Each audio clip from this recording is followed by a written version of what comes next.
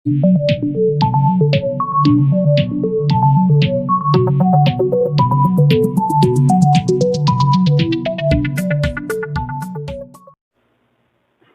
Student, concepts of physics में आपका स्वागत है। हम लोग अल्टरनेटिंग करंट की शुरुआत पिछले वीडियो से कर चुके हैं। इसमें अभी आपको मैंने एसी का इंट्रोडक्शन बताया है। उसी कड़ी में आज थोड़ा और आपको फेजर डायग्राम क्लियर करूंगा। ये देखिए, फिगर वही है जो आप इसको पूरी तरह से जानते हैं। इसमें मैंने आपको कल समझाया था कि मान लीजिए magnetic field along x axis है और कॉइल का पोजीशन इस प्रकार है, तो एरिया वेक्टर इससे परपेंडिकुलर है अलोंग एक्स एक्सिस से। यानी देखा जाए तो एरिया वेक्टर और मैग्नेटिक फील्ड का डायरेक्शन सेम है और एरिया वेक्टर एक्स एक्सिस से एंगल 0 बना रहा है जब टाइम हो रहा है 0। और चूंकि कॉइल अपना एंगुलर स्पीड ओमेगा से घूम रहा है, ओमेगा इज इक्वल टू जो आप जानते हैं थीटा बाई टी होता है, यानी theta is equal to omega T, यानी कि थीटा डिस्प्लेसमेंट करने में टाइम टी लगे हैं यहां से यहां यानी कि एरिया वेक्टर यहां पहुंचना है, यानी कॉइल का पोजीशन ऐसा हो जाना। कॉइल कंटिन्यूअसली रोटेट कर रहा है, लेकिन जिस इंस्टेंट में जब टाइम टी गुजर चुका है, एरिया वेक्टर का पोजीशन यहां है। तो इस पहले तो जान लीजिए इस गोले का रेडियस ई नॉट होना चाहिए, जो पीक ईएमएफ होता है, मैक्सिमम ईएमएफ। तो अब देखिए, इस समय जब टाइम टी हो रहा है, इस समय का ईएमएफ ई है और ई का value E naught sine omega t, E का value E naught sine omega T, यानी जिस वक्त टाइम टी हो रहा है उस समय वोल्टेज है ई। अब ये देखिए, ये वेक्टर घूमता जाएगा तो इस कंपोनेंट की लंबाई बढ़ती जाएगी और घूमते घूमते यहां पहुंचेगा तो मैक्सिमम ईएमएफ हो जाएगा, और फिर जब घूमते घूमते इधर आएगा तो इसका कंपोनेंट इस पे ड्रॉ करेंगे तो उसका लेंथ घटते जाएगा और घटते घटते 0 हो जाएगा। अब देखिए, इसका फिर कंपोनेंट वाई एक्सिस पे लेंगे तो कंपोनेंट नेगेटिव में बढ़ता जा रहा है, बढ़ते बढ़ते मैक्सिमम, फिर घटते घटते घटते 0। यानी देखा जाए तो इस चीज को ग्राफ में देखिए, ईएमएफ पॉजिटिव डायरेक्शन में बढ़ते बढ़ते मैक्सिमम ईएमएफ हो गया ई नॉट। इसमें देखिए, जब ईएमएफ बढ़ रहा है, बढ़ते बढ़ते जब थीटा एंगल रोटेट कर चुका है, यानी टाइम टी हुआ है, तो ईएमएफ ई है जिसका value E naught sine omega T है, और बढ़ते बढ़ते मैक्सिमम ईएमएफ ई नॉट हुआ, और ई नॉट जब होगा उस समय का एंगल होगा पाई बाई 2। ये आपको क्लियर होना चाहिए। यानी कि ये मैंने कल भी आपको समझाया था। ये देखिए, दोनों के मूवमेंट पे गौर कीजिए, और इसके बाद का मूवमेंट गौर करेंगे तो देखिए नेगेटिव एक राउंड पूरा हो गया। यानी करंट पॉजिटिव और नेगेटिव होने का मतलब क्या है समझिए। यहाँ एसी में मान लीजिए पॉजिटिव करंट इस सर्किट में हम लोग दिखाते हैं। ये पहले तो जान लीजिए, ये एसी सोर्स को ऐसे डिनोट करते हैं। तो जब पॉजिटिव करंट हो रहा है तो मान लीजिए करंट इस एंड से निकल करके इस रेजिस्टेंस में ए से बी करंट गया, और नेगेटिव करंट होने का मतलब करंट इस एंड से निकल के बी से ए की ओर गया रेजिस्टेंस में। तो ये देखिए, करंट कभी यूनिफॉर्म नहीं रहता, हमेशा घटता बढ़ता है।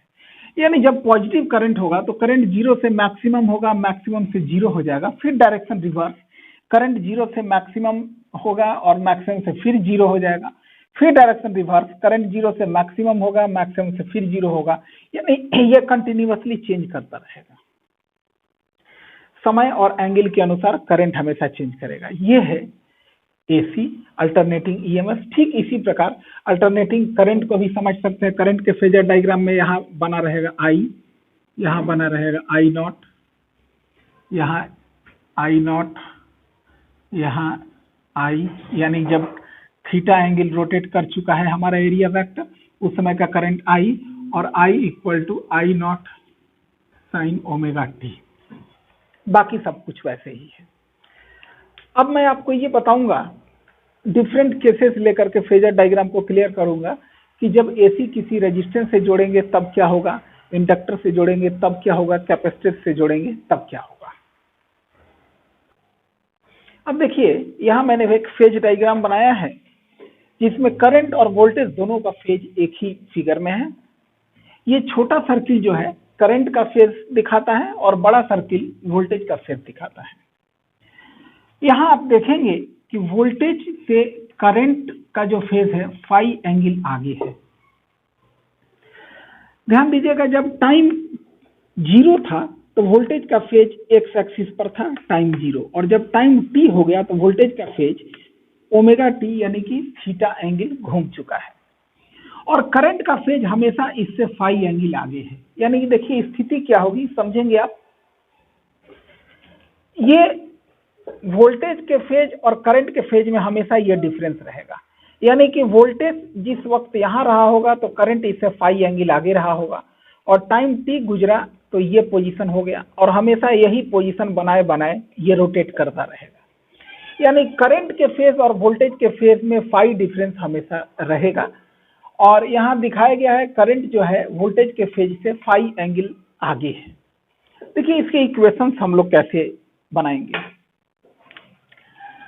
इस समय जब टाइम टी हो रहा है उस समय वोल्टेज है E equal to E naught sine, और एक्स एक्सिस से इसका एंगल बन रहा है ओमेगा टी। और करंट का देखेंगे, जब टाइम टी हो रहा है तो करंट आई कितना है, आई इज इक्वल टू इसका ये कंपोनेंट होना चाहिए I is equal to I naught, और एक्स एक्सिस से एंगल कितना बन रहा है ओमेगा टी प्लस फाइव, तो sine omega t plus five. इससे क्लियर है कि वोल्टेज के फेज से करंट का फेज फाई एंगल आगे है। ये अगर करंट का फेज पीछे होता, मान लीजिए ऐसा फिगर होता,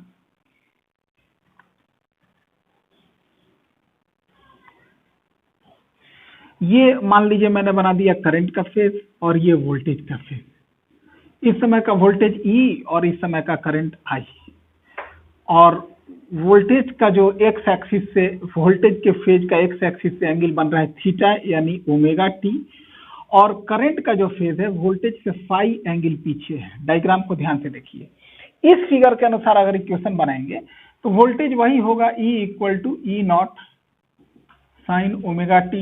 देखिए वोल्टेज का फेज एक्स एक्सिस से कितना एंगल बना रहा है ओमेगा टी, और current is equal to I naught sine, current X axis से कितना एंगल बना रहा है, यहाँ ध्यान दीजिए एक्स एक्सिस से ये एंगल कैसे निकालेंगे, ओमेगा टी में से फाई माइनस कर दीजिए, ओमेगा टी ये एंगल है, उसमें से करंट और वोल्टेज में जो फेज डिफरेंस है वो माइनस कर दीजिए, यानी वोल्टेज से करंट फाई एंगल पीछे है, तो ये हो जाएगा ओमेगा टी माइनस फाई।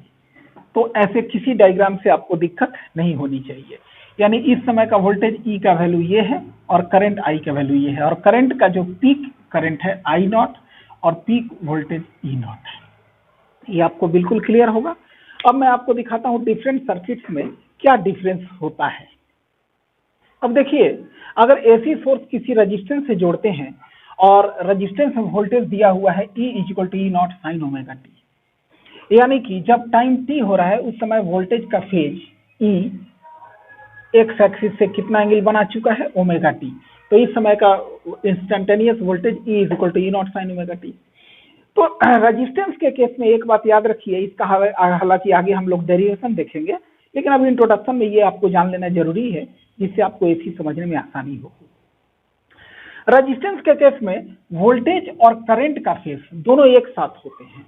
यानी मान लीजिए एक पेन मेरा वोल्टेज का फेज है, एक पेन करंट का फेज है, ये दोनों एक साथ साथ जीरो जीरो से मैक्सिमम पे जीरो होंगे, हमेशा एक साथ ही में कोई फेज डिफरेंस नहीं होगा। यानी कि अगर वोल्टेज है E equal to E naught sine omega T, तो करंट का भी फेज देखिए वही है, रेजिस्टेंस से करंट भी होगा I equal to I naught sine omega t, कोई डिफरेंस नहीं है। और अगर एसी किसी इंडक्टर से पास कराए तो यहां देखिए क्या हो रहा है, यहां ये वोल्टेज जब टी गुजर चुका है टाइम, तो वोल्टेज का फेज यहां पर है, यानी जीरो रहा होगा तो यहां होगा, और करंट जो है वोल्टेज से हमेशा पीछे रहेगा। स्थिति ये रहेगी, एक पेन को, इस पेन को वोल्टेज का फेज मानिए, इसको करंट का फेज मानिए। जब टाइम जीरो रहा होगा तो ये स्थिति थी, करंट का फेज एक्स एक्सिस पर और वोल्टेज का फेज नेगेटिव वाई एक्सिस पर, और जब टाइम टी हो गया तो इतना घूम चुका। ये घूमते रहेगा हमेशा, इसमें 90 डिग्री का डिफरेंस रहेगा। यानी इंडक्टर से जब एसी पास कराते हैं तो करंट का जो फेज है वोल्टेज के फेज से हमेशा 90 डिग्री पीछे रहता है। तो यहाँ देखिए वोल्टेज का फेज हमने बनाया, चूंकि एक्स एक्सिस से ओमेगा टी एंगल बन रहा है तो E equal to E naught sine omega T, यानी इस समय का वोल्टेज ई का वैल्यू इतना होगा और इस समय का करंट का वैल्यू आई कितना होगा, तो करंट का फेज इससे 90 डिग्री पीछे है, तो current is equal to I naught sine omega T minus, देखिए ये एंगल ओमेगा टी और करंट इससे 90 डिग्री पीछे है, तो ओमेगा टी माइनस 90 डिग्री यानी पाई बाई 2, ये हो गया करंट का फेज इंडक्टर के लिए। और कैपेसिटर का बात देखिए इसके विपरीत होता है। कैपेसिटर में जो करंट का फेज होता है वोल्टेज के फेज से 90 डिग्री आगे रहता है। यानी इसमें देखें जिस वक्त वोल्टेज रहा होगा एक्स एक्सिस पर तो करंट है पॉजिटिव वाई एक्सिस पर, और जब टाइम टी गुजर गया तो स्थिति ये आ गई। यानी ये हमेशा इसी प्रकार घूमता रहेगा, करंट 90 डिग्री आगे रहेगा और इंडक्टर में करंट 90 डिग्री पीछे रहेगा और रेजिस्टेंस में करंट और वोल्टेज दोनों के फेज एक साथ रहेंगे। तो यहाँ देखिए यहाँ भी वोल्टेज का फेज अभी कितना है ओमेगा टी, यानी इस समय का वोल्टेज ई जो है E is equal to E naught sine omega T है। तो करंट इस समय का जो करंट आई है वो कितना होना चाहिए, तो I equal to I naught sine, अब देखिए ये एक्स एक्सिस से कितना एंगल बन रहा है करंट के फेज का, ओमेगा टी प्लस 90 डिग्री, यानी omega t plus pi by 2। अब यही ध्यान देना है आपको, इंडक्टर के केस में करंट जो है वोल्टेज से 90 डिग्री पीछे है, रेजिस्टेंस के केस में दोनों साथ है, देखिए दोनों में साइन ओमेगा टी, और कैपेसिटर के केस में करंट 90 डिग्री आगे है वोल्टेज से। इसको बार बार देखिए, फिर आगे मैं अगला टॉपिक जो है एवरेज वैल्यू ऑफ एसी और आरएमएस वैल्यू ऑफ एसी मैं कल अगले वीडियो में आपको कराऊंगा। धन्यवाद।